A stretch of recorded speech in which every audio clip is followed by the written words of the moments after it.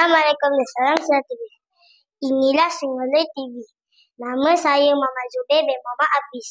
Berumur 9 tahun. Saya dari kelas 3 Gemilang. Saya berminat menjadi kru TV PNS SK Singaloi. Dan saya percaya kerja berpasukan. Sekian sahaja daripada saya, Muhammad Zubair bin Muhammad Hafiz. Semoga berjumpa lagi. Bye.